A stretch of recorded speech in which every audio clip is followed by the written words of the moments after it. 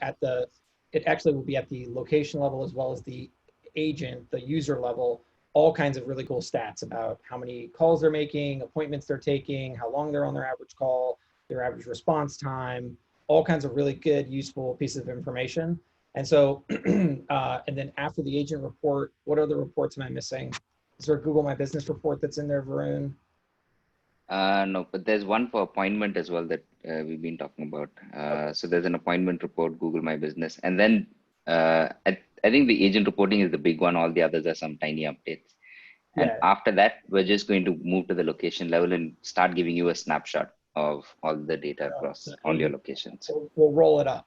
So the idea is once it's in the, once everybody looks at the location level and says to us, oh, this is awesome, we've got all the reporting we were looking for at the client level, then we can just take those same reports and roll them up into the agency level. I mean, it's not quite that easy. I know it doesn't take just a hand flip, but it's not that hard. And so, but we want to make sure that before we start rolling reports up, that all the reports at the location level are everything everyone needs.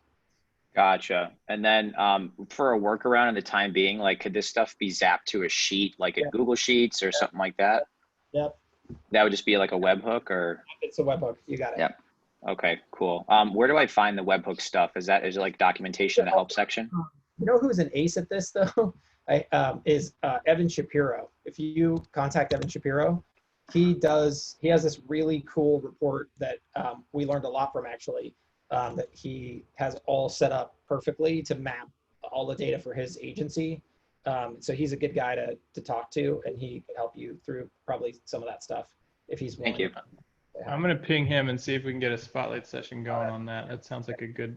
Probably worth it. We're still probably a month and a half out on the agent report, if I had to guess.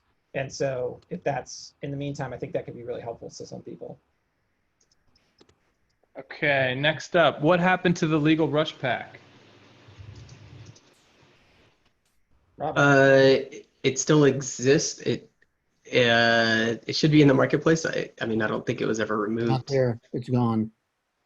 Oh. We still offer it. If you guys have any questions about that, just reach out to me. And if you already have add it back. Yeah, it should be something that we can add back. I don't know why it would have been removed, but. Yeah, I have an attorney I was talking to today, and I went there and I went, wait, it's gone. Rush packs matter, Robin. That also reminds me that there's probably. No, but there's no way that we would have removed it. But that tells us another problem is the marketplace is really hard to navigate or look through right now. So, but that is something we're looking to fix as well. We're working with Shivam and Shanavaz, our new product managers, who are looking to rebuild that and provide a different UI, so it's a little bit easier to navigate the services section. Reach out to you, Robin. I want to talk about that. Cool. Awesome. Next up, I have a question about leveraging other SMS providers. Who's that? Hey guys, So, it's Adam. Hey, Adam. Hey, Adam. Hey. So I mean, we definitely want to add more people. And we're looking at options. We're talking to multiple providers. So I think this year there will definitely be another provider. But how many providers are we white labeling? Are we allowing you to directly just get an account with another provider, put it in? No, I know. All of those details we still have to. Wants us to sign up with a cheaper provider. That's always. Yeah, so we have quite a few providers. So we're talking to SignalWire, who's about 1/5 the cost of Twilio. We're talking. Yes, to that's Plivo, what I want. so, yeah. That's what I want. Talking to SignalWire is awesome. The question that I always ask is, are you looking for a cheaper alternative or a better alternative? Cheaper. Like if we were to just take it on and manage it and control it, would that be more beneficial, or is it just strictly cost that you're focused on? Yeah, for me, it's 100% cost related because I have so many of my gyms are reopening, and like I was charged like $250 because they were like blasting out people, trying to get people to come back in. And I went into their account. I mean, I was paying 3 cents text message, and with the additional Verizon charges that they add on top of that, I mean, gets really expensive fast, and SignalWire is significantly less expensive, and they're built on they have basically the same API that Twilio has. So, in my opinion, I think they're gonna like really crush Twilio. In the meantime, until we address this, there are two people in the community that built solutions that I think could help. We did a spotlight session last week with Chris from Quillio, where you can just protect yourself, where it'll notify you if somebody hits a threshold. The other one is a spotlight session next week from Nathan Shearer, and he has a product called groupsendgateway.com, where they're trying for like people in Australia and countries where the rates are really high, they're trying to get everybody to go through their new account so that you can start hitting group rates and do the same protection stuff and some other cool stuff. So check out both of those. They're doing cool stuff that can help on the Twilio side. All right, next up. Is there a way to send a user a password via email when creating a new account via Zapier? So this is possible in the API, right? Because Nathan Shearer's wrapper does this, but I don't think it's in the Zap. Wait, how's that? So you can do this. So what happens is when we create a password, so whether you're sending the password or we create the password, if you're sending the password just after the create account step in Zapier, you can add an email step and email them the credentials. If you're saying auto generate the password, after that Zapier step, we return the password that we just generated back. So you should be able to catch that in Zapier and still send them that email. So we basically. So it would be an email coming out of Zapier, or you would add them to a campaign that has the email waiting? So no, so it would be an email coming out of Zapier. So create high level account followed by send email with, send an email with the username and the password. And if you pick the password, you're just sending a static password for all your customers. You just fill that same password into the email. If you ask us to auto generate the password, we return that password after that create account action, and you can put that password in the email.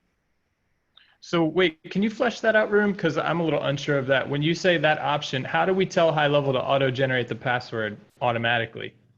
Here, Oh, there is an option. So in the Zap action, there's an option called auto generate password.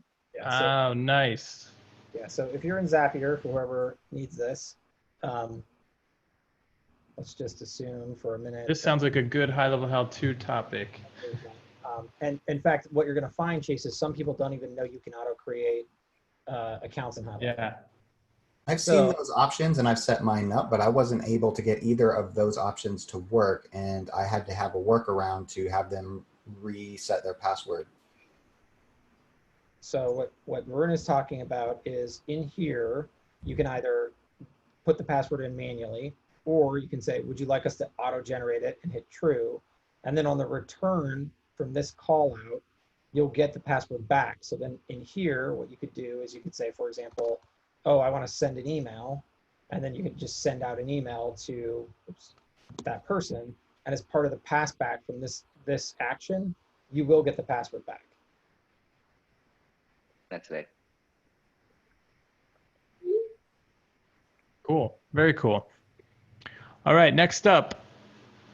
Sean, I mentioned this a few weeks ago, but it's still not resolved. In the mobile app, we can't view past appointments. I'd like to unmute and explain this further so you guys can see what I'm seeing. Sure. Steve, you here? Yeah, I'm here. So I mentioned this. That is accurate.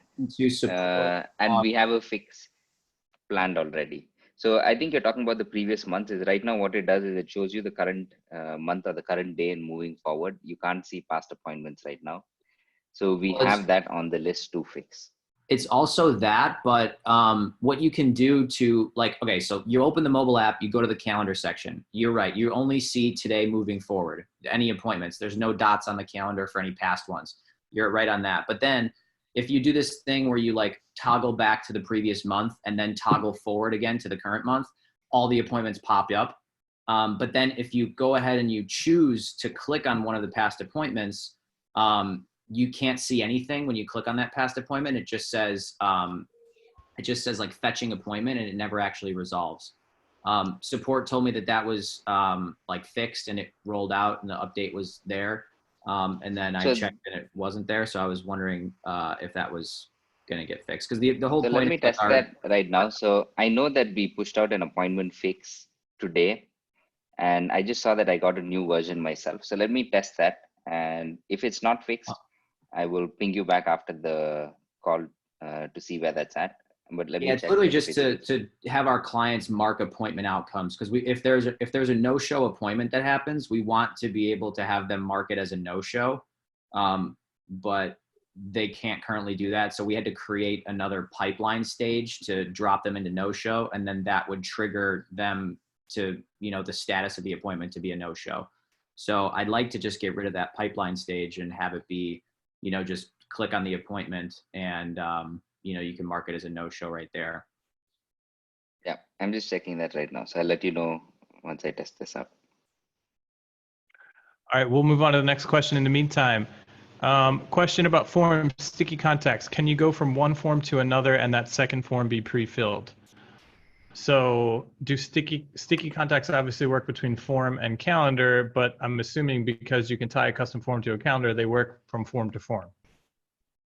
Yeah, they do. Anybody else want to confirm that? Okay, yeah. So you should be good to go, Graham. James, is the calendar scheduling update still planned for this week? Are we going into beta soon? We're going into internal beta. So let me see. Today is the first. Nope. So in about 2 weeks, really, we're going into internal beta. So we're testing this on our own teams. And after that, we're going to go into closed beta where we enable it for a bunch of customers. So the big update with this is this will be able to do everything that our previous calendar couldn't. Services, round robin appointments, having the appointments be assigned to a particular person. It will do all of those things, but it's a complete rework of the calendar. So it isn't going to be an easy transition from where we are currently to the new one. So we're going to come up with a migration path, but to start with, what we're going to look for is people who aren't using the calendar at all right now and who want to use the new calendar. And for all of those people, we're going to selectively enable this and test this out. And once we're done with that, we come up with a migrate button, which they can hit to move from the old calendar to the new one. So this whole process is going to take a month before it's probably available to everyone. But we should go into closed beta in 2 weeks. All right, so then a month from 2 weeks from now is our target date as of right now, Varun? For everyone. So where you don't even have to ping us and you can just go to settings and switch to the new version of the calendar is then. But by the end of this month, you'll already be able to use it. It won't appear by default. You'll have to ping support and ask to be moved to the new version of the calendar, and you can do. Kind of like Very cool. flash files. Gotcha. Awesome. All right, next up, do we know when ACH and signatures will be offered to cover general agency contracts in the future? So this is going to fall on so the idea here is adding a signature option to the forms builder, as well as right now we have a, well, I don't know if we have a credit card. We don't have a payment widget either. So we need to add a payment widget that takes both credit card and ACH through Stripe. So right now, the first thing that the forms person is working on is the file upload. And I don't know how long do you realistically anticipate that to take, Varun?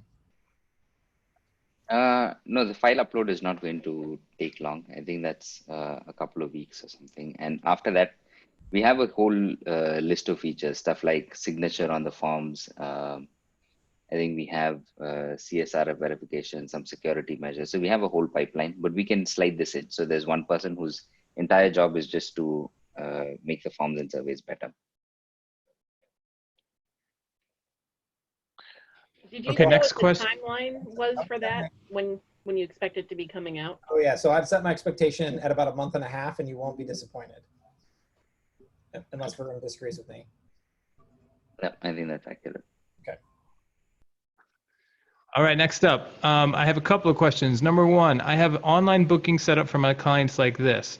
Calendar, which goes to a custom form, which redirects to a custom thank you page. My question is, how do I get the add to calendar to work on the custom thank you page? Oh, so we're talking about like add this to your Outlook calendar, add this to your Google Calendar links? Yeah, on the custom thank you page. So this is available in the campaigns as a template variable where you can add a calendar link and it will work, but it does not work on the funnel pages right now. So I'll add that to my list. We look at how complicated that is. And if it's possible, we can add that in. That makes sense. That would be cool. Question number 2, custom values on funnel pages. I can get the first name to populate properly on the thank you page, but not appointment start date and time. Is there a way to do this? So same question for a different variable, appointment start date and time. Yeah, so there isn't. So when we do this, if we're able to, then all of them will work. You'll be able to do the appointment times and the calendar link. I mean, the add to calendar links. What's up, everybody? Hey, Paulson. All right, next up, as for tracking conversions on landing pages, instead of using mean, look at median, standard deviation, etc. Mean can be deceptive and affected by outliers. All right, noted. Mary Sue, thank you for the membership list. You got it. Steve, speaking of SMS providers, can we connect other VoIP services? The call quality with Twilio is very poor, and I've had to use Ringio instead of Go High Level Dialer. Yeah, so one of the big focuses when we add this next provider is better call quality.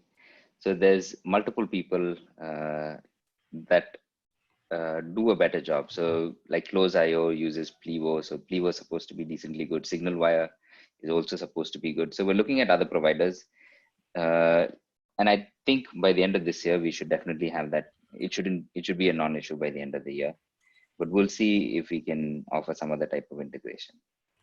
Like we still don't have the details on that. So we'll have to wait to see how we're going to implement it, but we will definitely get that fixed this year. Cool.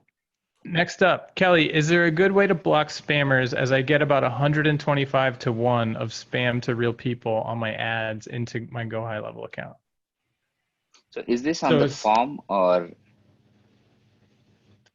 Yeah, Kelly, are they going through a form? Or are we talking about like CAPTCHA? What I'm doing is I create a series of Craigslist ads and I have them contact me. And so it's just usually through the phone. I have different phone numbers for different cities, but I can always tell who's a spammer or not because I'm an expert now which is spammers and what they're doing, what they're asking and stuff. But it's rarely do I get real people, and I just want to block these numbers because they'll contact me. If I do an ad in Charlotte and I do an ad in Denver and I do an ad in Seattle, it's the same guy. I just want to block them from here on out because they always contact me. On Craigslist, there's like multiple two-factor authentications. They allow you to use CAPTCHA as well. And that's a platform that deals with a lot of spammers in general. But you're saying you're just putting a phone number on there that people are calling. You might be able to do it in Twilio. Like you might be able to go into your account and block a specific number. I don't know if you've checked out your Twilio account or opened a ticket with them. I have not. I just was hoping to do it in Go High Level because it's right. I would like to just click this number, block. So I'd like to do it. Anybody different? Do we know? Could we even do that? Is that technically something Twilio would allow us to do? We can build a blacklist and start denying calls. Like if a particular person calls, we can, in the settings section, we could probably add a blacklist and you put a person's phone number in and we can keep rejecting all the calls from them. Tackle this because there's an idea on the ideas list where, the Twilio API can take a look and see, well, there's two parts to this. One is right now we're starting to get back bounces, right? And we're putting them in the stats. So one person said, hey, why is it that, can we have an action essentially to disable sending to a bounced, sending SMS to a bounced address? So A, that's a good idea, right? B, Twilio can do a look ahead and they have an API where you can see whether or not it's a mobile number. So we need to, that's in the ideas list. It's like one of the top ideas. So we also should be able to do sort of checking on that, right? And then we might as well roll the blacklist right up into the same concept because all of these revolve around the same idea of being able to either manually mark a phone number as bad, which in my opinion is sort of like a blacklist concept, or maybe not, but it's in the same vein. So when we do that idea, I feel like we should expand it out a little bit, cover all three of those use cases, and I think people will be pretty happy. Cool. All right, so it sounds like it's coming up the ideas board, so it sounds like we'll start working on it pretty soon. Next up, any updates planned that will allow custom fields that contain phone numbers to, 1, be used in campaigns? Can they not already? It should already be usable. Whose question? Yes, that was my Michael question. McKay. Yeah, so if I have a contact, right, and I do a lot of stuff in real estate, we often have 2, 3 phone numbers for people. In a campaign, can I select that, you know, on the first one that goes to the main phone number, and the second text will go to the phone number 2, etc. I'm using some Zap right now to rotate numbers. It's just, you know, it's working, but it's not ideal. Wait, so so you have multiple numbers for the same person, right? Yeah. And so I've often, so at some point we're going to allow multiple numbers per contact in high level, but then I think the most immediate question, so most CRMs, that's easy, right? Like, oh, okay, cool. And then you can manually choose what the heck you want to do. Like, oh, I want to call that number. I want to email that, you know, send a text there. Okay, that's fine. But what do we do on the campaign level? So the person I posed this question to the first time, their answer was, oh, I just want you to send it to all of them. And I'm like, oh, okay, well, that's a simple use case. But now, but I just know that's not the answer everyone's going to have. So how? No, but for most of these, I guess it can be a default number. Like there is a default number that they pick. That's the number that the campaigns run to, and all the others are. Say flipping business. Sorry, say it again. Are you like in the buy and flip, or like in the wholesale? Yeah, investors. So yeah. Yeah. So what these guys do, right, is they'll go out and they'll get they'll get a big list of people's info, and like, you know, let's say they got my info. They would get like my last 6 phone numbers I had my whole life. Yeah. And then they would try to reach out to me on all those numbers and pester me to sell my home to them.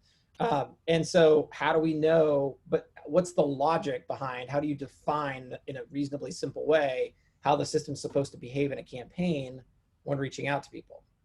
Well, I think in the SMS step, you could choose, like, I want it to go to main number or number 2, right? So then you could. Yeah, exactly. I think they did like just at the campaign step, you pick, like, do you want, if the person has multiple phone numbers, do you want to hit them on all the numbers or the default number? And they just pick in. Oh, okay. Yeah, I think you could select, like, you know, does this on the step in the campaign say you're sending an SMS, right? Do you want this to go to phone number 1, phone number 2, phone number 3, or you could select multiple, right? And that way, you know, I personally don't like to hit everyone at once because some people are like, dude, you called me from 4 numbers, come on. So what I do is I space them, right? Yeah, so I space them saying. Yeah, but how do you deal with the fact that some contacts have 2 numbers and some contacts have 12 numbers and some contacts have 5 numbers? How do you deal with that situation?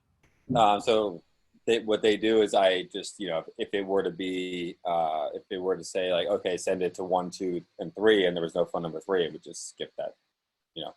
It wouldn't send it to the third phone number if there's no value. So I wonder, I feel like we should then we'll have to have a hard limit on the total number of phone numbers you can have per contact. Yeah, I mean, come on.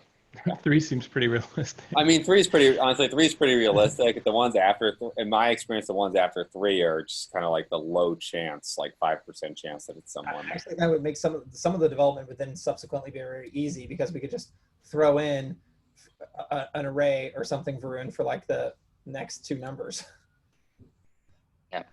So there's a scalable way to do this. Like we don't even have to stop at 3 numbers. We can do it with multiple. I'll just add that to the list, but it's possible. Yeah, and then the second part that goes along with that is just, you know, when someone replies, obviously that if they reply from phone number 2, it's just associated with their contact. Right now, like I said, I'm using a Zap that rotates through them, but if I basically have to create a new contact for every phone number now so I can see who's replying to me for which property with their name. So ideally, if it was phone number 2 or phone number 3 or phone number 1, it'd be the same contact and it would associate it so I'd know who's texting me back.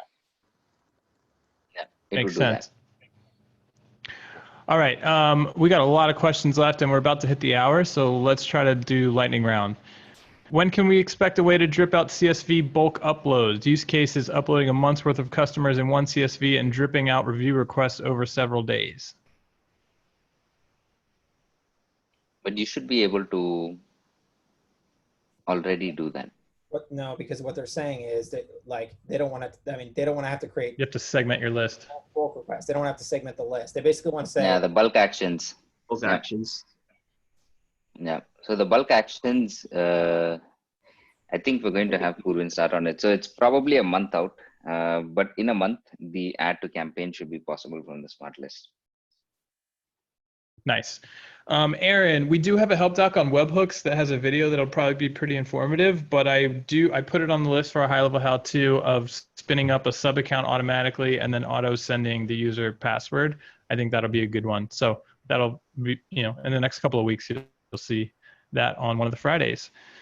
I can no longer, for the most recent version of high level Zapier link. Sounds like maybe email support on that one. Okay. Melissa? Yeah. Yes, thank you. Okay, I'm trying to create an... Hold on, I'm going to answer. What's that? I'm answering Melissa's questions. I no longer for the most recent version of Zapier link. What does that mean? I haven't been drinking. That just means that when I go to Zapier, I go to pick high level, and I've got 2 old ones, but I can't get the most recent one. I saw you just had like 5.0.11 or something. It should be like adios, no versions anymore. You should just be able to just type high level straight up, and it should be there. Yeah, we're in the main marketplace now. We're legit now. We're live. So okay, I'll try again. Maybe I just have to delete the ones I had or something. Okay, thank you. All right, next up, Sam, I'm trying to create an email template and upload a video to the email. Okay, can't do that yet, just across the board technology-wise. Is there a way to allow video upload? No, what you do is you upload an image and then you link the image to the video somewhere. That's just I don't know what that limitation is controlled by, but maybe somebody else has the answer to that. Next up, can we give the option to book an appointment in the mobile app from the contact page or conversation page? When I'm looking at a contact or even a conversation, I would like to be able to add an appointment from the screen. Yeah. Similar to the green plus I'll button. just add that to the list. I'm pretty sure this is already on the mobile roadmap, but I'll just write that down anyway. On the contact page? In the mobile app? No, I said it's on the roadmap, but I'm there right now. Oh, it is already there? Yeah. If I'm inside a contact, inside the high level mobile app, there's an appointment tab. If I touch that appointment tab, there's a plus icon down below. No, the question was about conversation page. Hold on. Let's try that. So I'm on the conversation page. I'm talking to Tim. I actually don't have that in the contact. You're on a way old version then. That's the only realistic, that's the only possibility, I think. Or did that just go out in the new version? I've had this for a while. So Tim wants to know if there's any way to, so if I'm on the conversation page, there's the 3 dots at the top. It should say book appointment right there. I am in version, and you can hit the hamburger menu on the side. The little side menu thing up here. And if you look at that, it'll tell you my version's 1.11.2. Oh, I got 1.10, 1.10. Are you on a iPhone or Android? iPhone. Varun, what version? Is it a white label app or no? It's high level app. Standard app. Okay, so there should be an update available in the market. Is this the first time that Google Play is beating iPhone? This joke. No, generally Google Play beats iPhone. Yeah, with speed to release. Yeah, Google's always faster. They're less picky than people, that's for sure. It takes about every day. It's 2 hours versus a week. How do we update that? You just go to the App Store. Yeah, just go to the App Store and search high level, and then oftentimes by doing that, it prompts Apple to check, and then you'll get an update button. All right, awesome. So it sounds like that's just an update. It'll solve that. Somebody posted the link to Twilio's site regarding creating blacklists. Okay. Here's a question that I think is a cool one. Do we have in the roadmap a plan for a payment portal for clients to be able to upgrade, downgrade, and change their payment information? And I think we're talking about the end clients, right? Yeah, so I think we're talking about the agency's clients, and yes, that's definitely something that we're going to do. Yeah, and that's sort of the holistic billing conversation. And I think my goal is our goal right now, is to focus on making the app fundamentally better. And that process will take at least another 3 months, right? We want to just make sure all the rough edges are smoothed over. Any of the gotchas are done. A lot of the small enhancements that we know we need to do are finished. I want all that out. And then from there, we'll continue to staff forward additional teams to work on additional items. And at that point, it's going to be, what does everybody want us to do? Is it blogging and social media posting? Is it billing? But we're not going to start those conversations until everyone tells us, hey, the funnel builder is awesome. I can't find anything missing. The membership area is done and everything's awesome. We can't find anything missing. The CRM has really been enhanced quite a bit. The drag and drop workflow is out. The new brand new email drag and drop email creator is finished and works just as well as any of the other ones I've seen. Those are the types of things we want done first, so that way that core app is beautiful, and then we'll move on. And then you're going to bust out the old notes from Invoice Sherpa? Yes. Well, you can actually already do that. There's somebody actually running Invoice Sherpa-esque on the app today, but that's another topic. So anyways, what's next? All right, next. Will there be a way to copy emails to more than one person in Go High Level? Like a CC or BCC line? Yeah. I've seen requests for a BCC line. Yeah.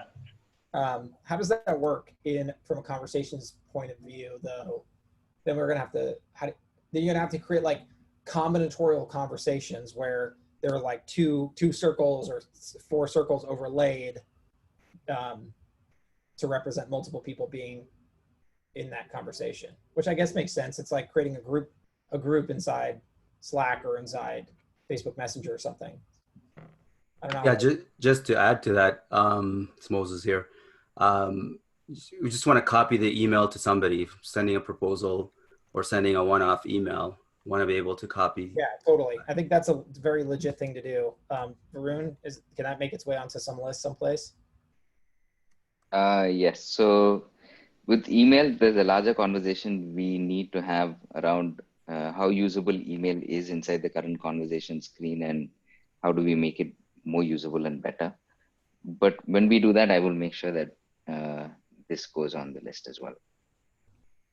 It might be a simple thing as much as like just adding a placeholder for additional emails, and then you just put either a semicolon or a comma, and that generates. Got it. So I'll add that to the list. And we will the outbound is super easy. It's just making sure we can track that happened, and if they reply, and like threading it properly. Like if everybody just said, "Look, we're cool if you can send it out and copy someone, but we don't care if it's ever like."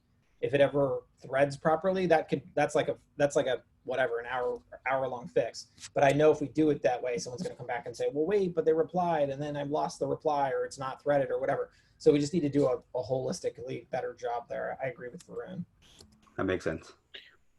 All right, next up, is there any work plan to allow us to leverage the time for tasks? Adding a task requires entry of time, but it is never referenced or shown after that. Would also be great to be able to trigger on task creation or X minutes hours before a task with a webhook action passing contact owner and task details. And can I add to that? I just talked to somebody yesterday and they were like, look, I just want to be able to remind on one specific task when I create it manually.